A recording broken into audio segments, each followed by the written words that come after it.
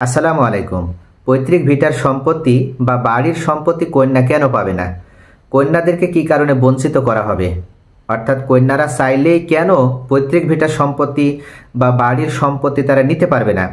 এক্ষেত্রে সরকার কেমন সিদ্ধান্ত গ্রহণ করলো? সরকার যে সিদ্ধান্ত গ্রহণ করেছে, আসলে এই সিদ্ধান্ত গ্রহণ করা কি সরকারের জন্য আদৌ সঠিক হয়েছে? আজকের এই ভিডিওতে এই সম্পর্কে আমি আলোচনা করব।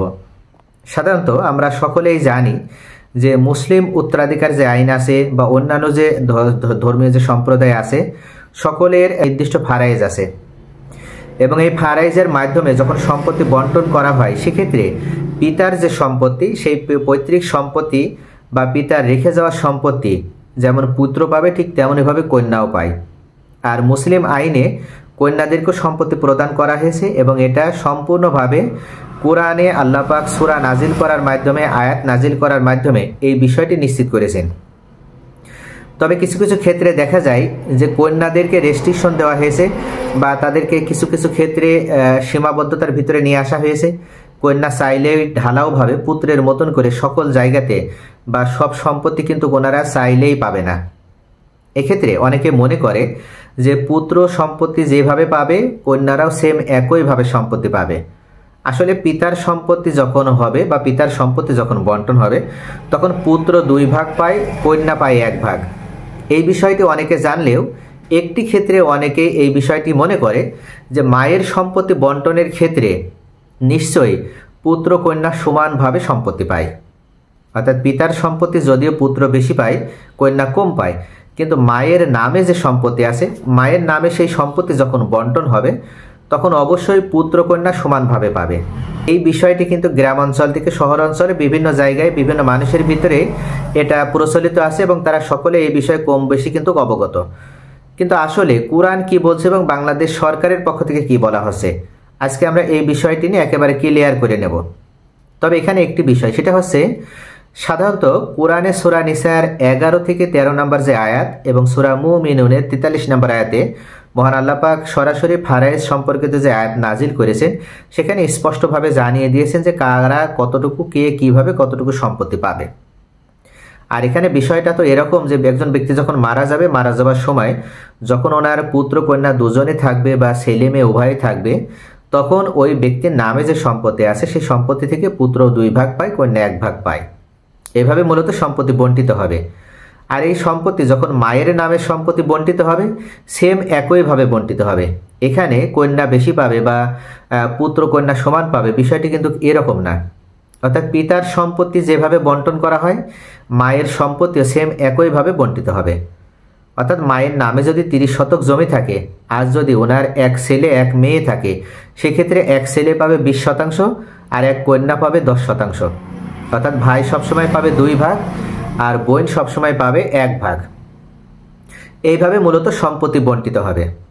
তবে এখানে আরেকটি বিষয়, সেটা হচ্ছে এখানে শুধু পুত্রকন্যা বলে নয়, অর্থাৎ পুত্রকন্যা পিতার সম্পত্তি যেভাবে পাবে, ঠিক তেমনইভাবে মায়ের সম্পত্তিও একইভাবে পাবে। তবে একটি বিষয় বাংলাদেশে বেশ কিন্তু আলোড়ন তৈরি করেছিল, সেটি হচ্ছে যে পৈতৃক যে ভিটার সম্পত্তি বা বাড়ির সম্পত্তি, এই বাড়ির সম্পত্তি কন্যারা পাবে না। অর্থাৎ বাড়ি বা সম্পত্তি বা বাড়ি যেটা আছে, অর্থাৎ ফ্ল্যাট আছে বা বড় অ্যাপার্টমেন্ট আছে, এই সম্পত্তিটা বা এই বাড়ির অংশটুকু শুধুমাত্র পুত্র পাবে। এক্ষেত্রে অনেকে এই প্রোপাগান্ডা তৈরি করার মাধ্যমে বা এই প্রোপাগান্ডা প্রচার করার মাধ্যমে কন্যাদেরকে বা বোনদেরকে বঞ্চিত করার একটা পায়তারা তৈরি করেছিল, কিন্তু এক্ষেত্রে তারা সফল হতে পারেনি। কেননা বাংলাদেশ সরকারও এই বিষয়ের প্রতি কোনো ধরনের গুরুত্ব আরোপ করেনি এবং অনেকে এই বিষয়টিকে বিভিন্ন আইনের মাধ্যমে ব্যাখ্যা করার চেষ্টা করলেও আসলে কোরআনে যেভাবে আসে সেইভাবেই কিন্তু মুসলিম হিসেবে সকলে সেটা অনুসরণ করতে হবে, অনুকরণ করতে হবে। যেহেতু মহান আল্লাহ পাক যখন ফারাইজের যে আয়াত নাজিল করেছেন এবং সেখানে এটা স্পষ্ট করে দিয়েছেন যে সেটা মায়ের সম্পত্তি হোক আর পিতার সম্পত্তি হোক, ছেলে মেয়ে উভয়ে একই অনুপাতে পাবে। অর্থাৎ পুত্র পাবে 2 অনুপাতে এবং পুত্র পাবে 2 এবং কন্যা পাবে 1, এভাবে বন্টন করা লাগবে। এই সম্পত্তিটা সেটা বাড়ির সম্পত্তি হোক আর সেটা মাঠের সম্পত্তি হোক, সেটা আবাদি জমি হোক বা অনাবাদি জমি হোক, সেটা যে সম্পত্তি হোক না কেন, এক কথায় যেটার অর্থনৈতিক মূল্য আছে, সেটার উপরেই কন্যারও অধিকার আছে, পুত্রেরও অধিকার আছে।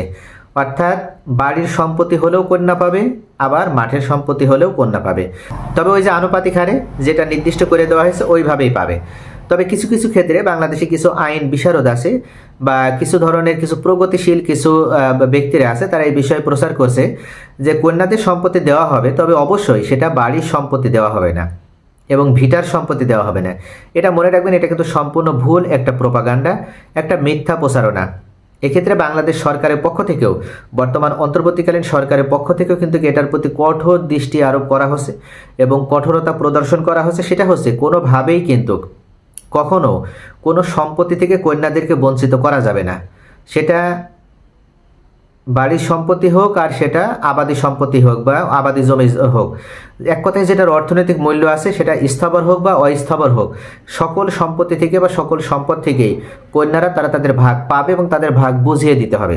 এমত অবস্থায় বাংলাদেশ সরকারের পক্ষ থেকে বলা হয়েছে যে কন্যাদেরকে যদি কখনো কোনো ব্যক্তি বঞ্চিত করার চেষ্টা করে বা বর্তমানে বলে নয়, অনেক পূর্বেও যদি কন্যাদের সম্পত্তি থেকে বা কন্যাদেরকে সম্পত্তি থেকে যদি বঞ্চিত করে থাকে, সেক্ষেত্রে বর্তমানে সেই কন্যারা যদি কোনো প্রসেস গ্রহণ করে বা এক্ষেত্রে যদি তারা সরকারের যে বর্তমান প্রচলিত আইন আছে এই আইনের মাধ্যমে যদি তারা কোর্টের দ্বারস্থ হয় বা আদালতের দ্বারস্থ হয়ে তারা তাদের সম্পত্তি ফিরে পাওয়ার প্রসেস গ্রহণ করে, তাহলে সেটা 100 বছর পূর্বের ঘটনাও যদি হয়ে থাকে তাহলেও তারা তাদের সম্পত্তি ফিরে পাবে।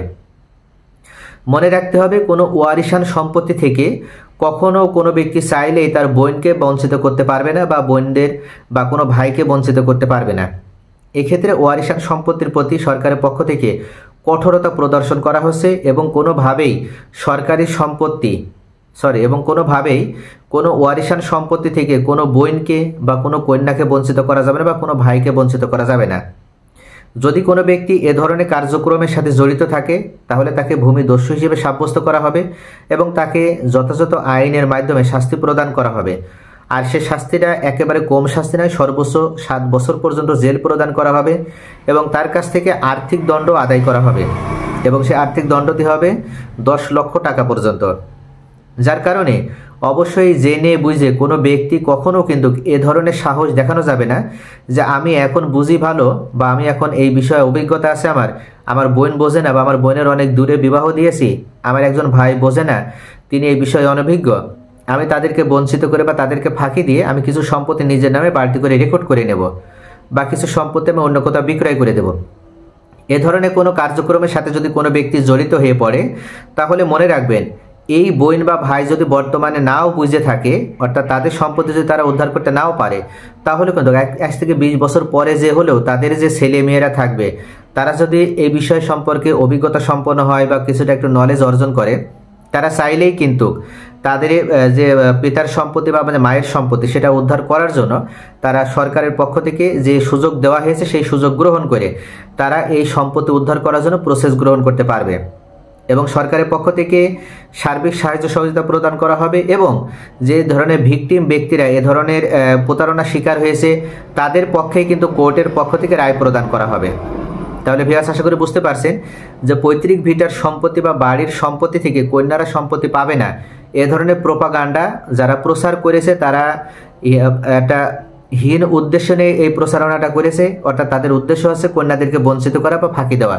কিন্তু আসলে কোরআনেও যেভাবে কন্যাদেরকে সকল জায়গা থেকে সম্পত্তি দেওয়া হয়েছে, সেম একইভাবে বাংলাদেশ বর্তমান সরকার বলে না, পূর্ব থেকেই বাংলাদেশ সংবিধানেও কিন্তু কোনোভাবে কন্যাদেরকে পৈতৃক সম্পত্তি বা মায়ের সম্পত্তি থেকে কোনো সম্পত্তি থেকে বঞ্চিত করা হয়নি।